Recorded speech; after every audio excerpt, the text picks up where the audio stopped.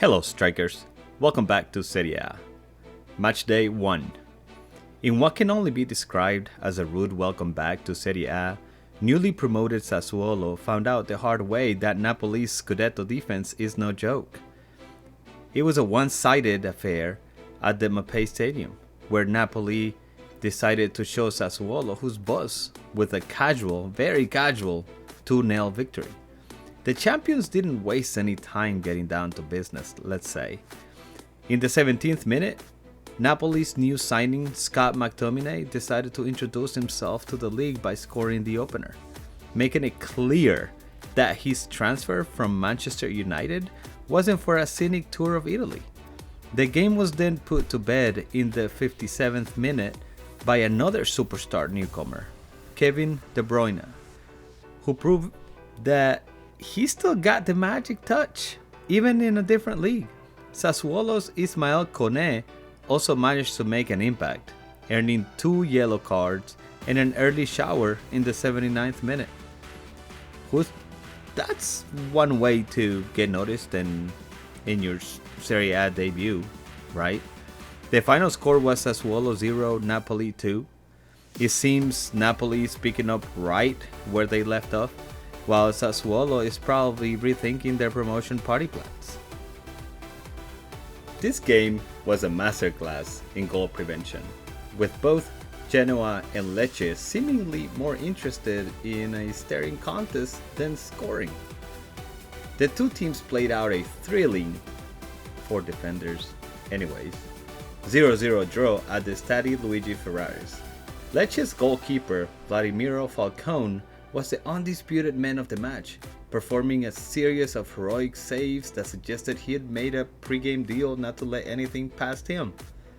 Genoa, despite having the majority of the possession at 63% and more shots on goal, just couldn't find a way past the human wall in net. The final score was a deadlock, Genoa 0, Lecce 0. It was a result that will have both managers probably muttering, "At least we didn't lose," while trying to figure out how to get their attackers to, attack. In our next match, Roma decided to start their season with a subtle reminder that the Stadio Olimpico is their house. In a low-key match where both teams seemed to be filling out the new season, Roma managed to eke out a 1-0 win over Bologna. The lone goal came from new boy Wesley França in the 53rd minute, who, in a truly unlike goal fashion, scuffed a shot that somehow found its way to the net. Hey, they all count, right?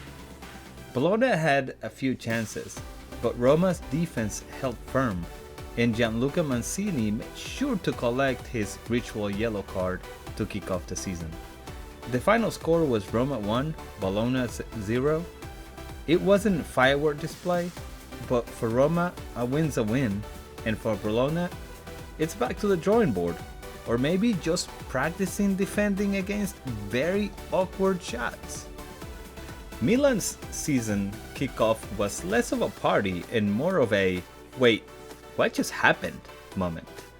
In a stunning turn of events in San Siro, newly promoted Cremonese, a team that was probably still unpacking their Serie A welcome basket, decided to crash the party with a 2-1 victory.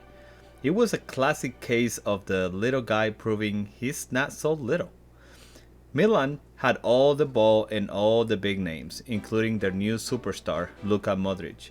But Cremonese's defense was tighter than a pair of skinny jeans. Federico Bonazzoli scored first for the visitors, and then, after Milan's Strahinja Pavlovic leveled it up, Federico Bonazzoli decided to get creative and scored an absorbed, jaw-dropping overhead kick. Milan, despite all their huffing and puffing just couldn't find a way through the chaos. The final score was Milan 1, Cremonese 2. Milan fans are likely still blinking in disbelief, while Cremonese will be telling their grandkids about the day they strolled into San Siro and left with all 3 points. What a game.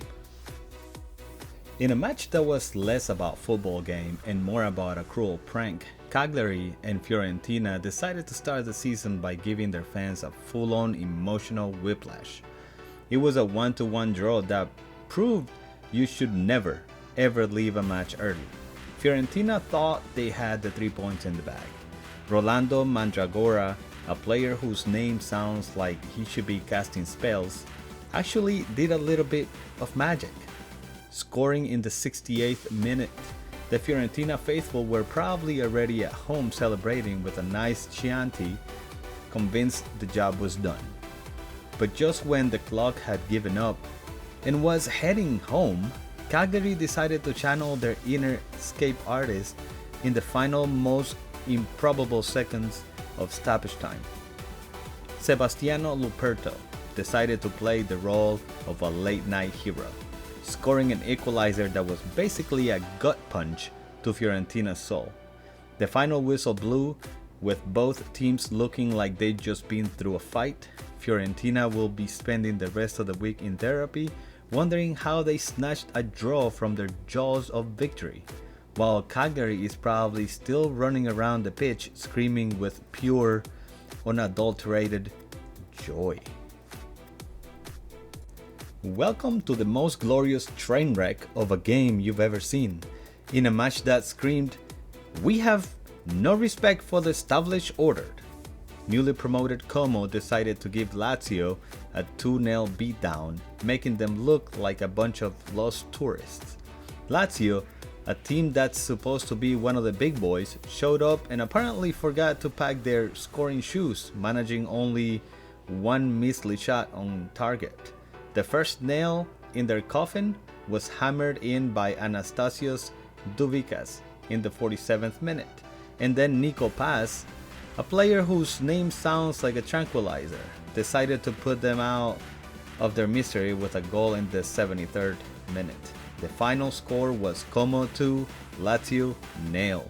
The Como fans were probably so shocked they started a riot of pure joy, while Lazio will be hoping this entire match was just a bad dream and they can go back to being a respectable team tomorrow. In a game that was less about a football match and more about a polite get off my lawn kind of vibe, Juventus easily dispatched Parma with a 2-0 victory. Parma, who had just spent a season fighting their way back to Serie A, probably thought they deserved a little more respect. They didn't get it. The first half was a bit of a snooze fest, with both teams apparently taking notes on how to not score. But then in the second half, Juventus' new signing Jonathan David decided he'd had enough of the foreplay and scored the opener in the 59th minute. It was his way of saying, "I'm here, I'm expensive, and I score goals." The real comedy came in the 83rd minute when Juventus' Andrea Cambiaso got himself a straight red card. It was so unnecessary and poorly timed, it was almost impressive.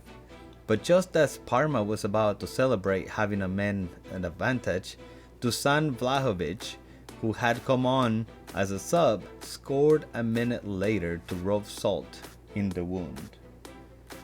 The final score was Juventus 2, Parma 0. The old lady of Turin is back to her winning ways, and Parma's comeback to the top flight is starting to feel a lot like an awkward first day at the new school.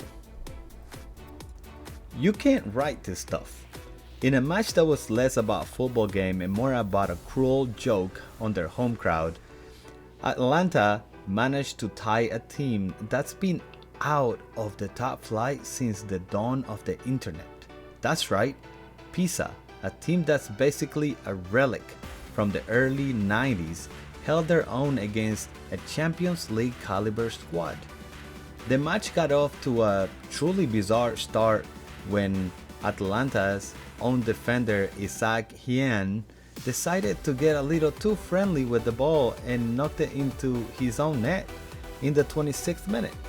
It was a moment of pure, unadulterated chaos that gave Pisa a completely undeserved lead. Atlanta's new coach Ivan Juric was probably wondering what he'd gotten himself into. Thankfully for Atalanta, Gianluca Scamacca decided to wake up and redeem his team. He scored an equalizer 5 minutes into the second half, but despite having 21 shots on goal, seriously, they had 21, they just couldn't find a winner. Pisa's defense was like a brick wall, or maybe just a really lucky one. The final score was Atalanta 1, Pisa 1, a win for Pisa that feels like a draw, and a draw for Atalanta that feels like a loss. I'm sure that home fans are still trying to figure out how they didn't win.